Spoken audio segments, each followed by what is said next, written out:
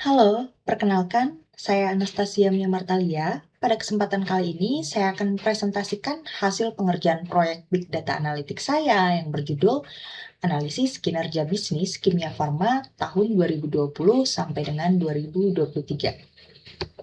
Sebelum masuk ke pembahasan proyek, izinkan saya untuk memperkenalkan diri terlebih dahulu. Nama saya Anastasia Mia Martalia, biasa dipanggil Mia. Saat ini saya berdomisili di Bandung dan sedang menempuh pendidikan magister di Institut Teknologi Bandung.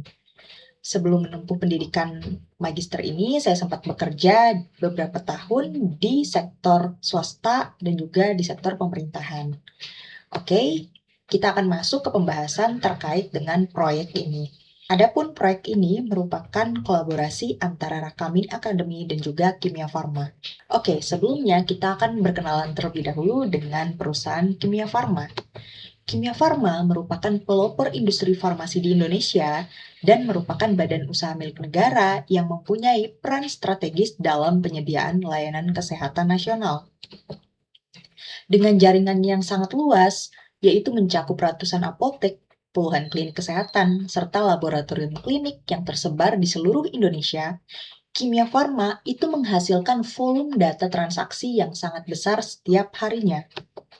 Sehingga kemampuan untuk dapat memahami data ini secara mendalam adalah suatu kunci untuk bisa mengoptimalkan operasi, meningkatkan kepuasan pelanggan, dan pada akhirnya mampu mendorong pertumbuhan bisnis yang berkelanjutan di tengah pasar yang kompetitif.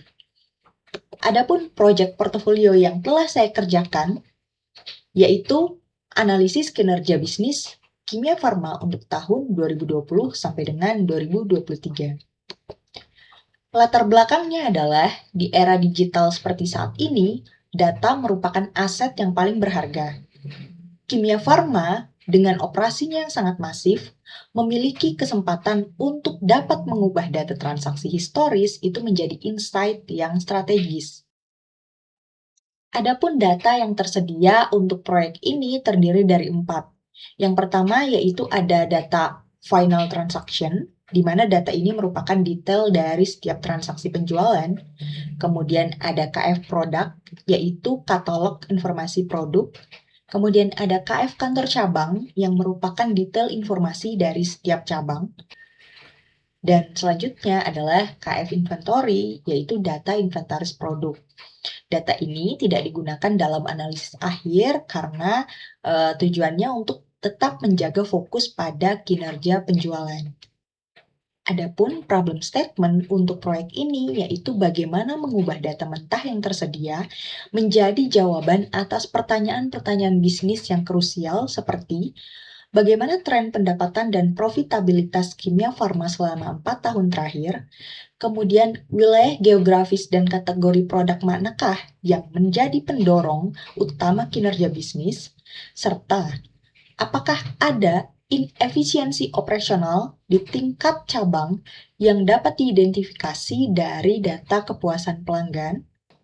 Adapun pengerjaan proyek ini terbagi menjadi beberapa tahapan. Yang pertama yaitu importing dataset to BigQuery. Adapun strategi utama dalam pengerjaan proyek ini yaitu menciptakan sebuah repositori data yang terpusat, terstruktur, dan scalable di Google Cloud Platform. BigQuery dipilih karena kemampuannya dalam menangani volume data yang besar dan performa query-nya yang sangat cepat. Adapun proses yang dilakukan pada tahapan ini antara lain yaitu setup environment, di mana saya membuat proyek baru bernama Rakamin KF Analytics dan juga dataset bernama Kimia Farma di BigQuery sebagai wadah analisis. Selanjutnya dilakukan import data, yaitu mengimport keempat file dataset CSV ke dalam dataset Kimia Farma. Dan selanjutnya dilakukan verifikasi untuk memastikan skema data, baik itu seperti nama kolom dan juga tipe data, itu terdeteksi dengan benar, serta jumlah barisnya sesuai dengan data sumber. Hasil dari tahapan ini yaitu keempat dataset mentah berhasil dimuat ke BigQuery, membentuk fondasi data yang siap untuk dilakukan transformasi dan analisis. Adapun gambarannya dapat dilihat pada gambar terlampir ini. Di sini terlihat bahwa ada dataset Kimia Farma yang terdiri dari beberapa data seperti final transaction, inventory, kantor cabang, dan juga produk. Selanjutnya adalah tahapan tabel analisa. Strategi dan prosesnya yaitu data yang terpisah di 4 tabel itu tidak efisien untuk dilakukan analisis. Oleh karena itu, dibuatlah satu tabel analisis utama atau fact table yang berfungsi sebagai single source of truth untuk pembuatan dashboard. Adapun proses yang dilakukan pada tahapan ini antara lain, yang pertama adalah menggabungkan data. Penggabungan data ini menggunakan operator join untuk menggabungkan data transaksi, produk, dan juga cabang menjadi satu kesatuan. Selanjutnya yaitu menciptakan metrik turunan, yaitu membuat kolom baru yang krusial untuk bisnis dengan menggunakan logika SQL. Seperti metrik persentase gross laba, yaitu berdasarkan aturan harga yang sudah ditetapkan, kemudian metrik net sales, yaitu harga setelah diskon, serta net profit, yaitu keuntungan bersih per transaksi. Selanjutnya yaitu melakukan finalisasi tabel, yaitu menyimpan hasil query gabungan ini sebagai sebuah tabel baru bernama analisis kimia farma. Adapun semua proses ini pada akhirnya akan menghasilkan sebuah tabel analisis yang komprehensif dan siap pakai yang berisi semua informasi yang dibutuhkan untuk visualisasi dashboard. Gambar ini merupakan gambaran dari fact table yang telah dibuat sebelumnya. Yang ketiga yaitu BigQuery syntax. Dalam menulis query, fokus yang saya lakukan adalah tidak hanya pada hasil akhir yang benar, tetapi juga pada keterbacaan, efisiensi, dan juga kemudahan dalam pemeliharaan. Sehingga poin kunci dari syntax yang saya gunakan yaitu mengimplementasikan common table expression dengan clause with, yang mana hal ini mempunyai beberapa keunggulan, seperti menghindari pengulangan atau dry principle, di mana logika case when untuk menghitung presentasi gross laba itu hanya ditulis satu kali, lalu digunakan kembali untuk menghitung net profit. Kemudian selanjutnya terkait keterbacaan dan logika bertahap, di mana query dipecah menjadi langkah logis yang kecil, membuatnya jauh lebih mudah untuk dipahami dan didebug oleh analis lain di tim. Hasilnya adalah sebuah query SQL yang tidak hanya berfungsi secara fungsional, tetapi juga bersih, profesional, dan juga siap untuk lingkungan produksi. Adapun gambaran dari penulisan query yang telah saya buat dapat dilihat pada gambar terlampir. Kemudian, langkah selanjutnya yang keempat adalah terkait dashboard performance analytics. Dashboard ini dirancang dengan struktur 2 halaman untuk proses data storytelling secara efektif. Adapun untuk halaman pertama yaitu merupakan executive preview yang dirancang untuk menjawab pertanyaan fundamental apa yang terjadi di dalam kinerja bisnis. Nah, di dalam halaman pertama ini terdapat bagian-bagian penting seperti yang pertama adalah KPI utama. KPI utama ini tujuannya memberikan snapshot kesehatan bisnis secara keseluruhan seperti penjualan, profit, transaksi, serta rating. Kemudian terkait tren historis, yang mana tujuannya untuk mengungkapkan pola pertumbuhan atau stagnasi dari waktu ke waktu. Selain itu, terkait performa geografis, di mana pada halaman pertama ini bertujuan untuk mengidentifikasi provinsi-provinsi yang menjadi pendorong utama pendapatan dan juga keuntungan dari kimia farma. Selanjutnya, untuk halaman kedua, ini merupakan halaman terkait analisis detail yang dirancang untuk menjawab pertanyaan fundamental mengapa. Adapun untuk halaman 2 ini terdiri dari beberapa poin penting seperti identifikasi anomali, yaitu menyoroti 5 cabang spesifik yang memiliki rating umum tinggi, namun rating transaksinya rendah. Yang mana hal ini bisa menjadi indikator bahwa adanya potensi inefisiensi pada proses layanan akhir. Kemudian terkait analisis komposisi produk, yang mana tujuannya untuk membedah kontribusi penjualan dari setiap kategori produk, untuk memahami mana sih yang menjadi pendorong utama bisnis kimia farma ini, kategori produk mana yang paling berkontribusi, dan sebagainya. Kemudian snapshot kinerja cabang. Tujuannya yaitu menyediakan tabel interaktif yang detail yang mana memungkinkan user untuk dapat memfilter kinerja setiap cabang secara transparan dan juga detail. Selanjutnya, saya akan melakukan demo terkait dashboard yang telah saya buat sebelumnya. Oke, berikut ini merupakan tampilan dari dashboard yang telah saya buat sebelumnya. Yang pertama yaitu halaman Executive Overview dan selanjutnya halaman analisis detail dan juga operasional. Mari kita mulai dengan gambaran besar di halaman pertama. Halaman pertama ini adalah halaman Executive Overview yang dirancang untuk memberikan pemahaman kinerja dalam waktu yang cepat. Di bagian atas sini kita dapat melihat KPI utama dari perusahaan kimia farma, di mana selama 4 tahun, Kimia Farma mencatatkan lebih dari 672.000 transaksi dan menghasilkan total penjualan sekitar 321 miliar rupiah serta keuntungan 91 miliar rupiah.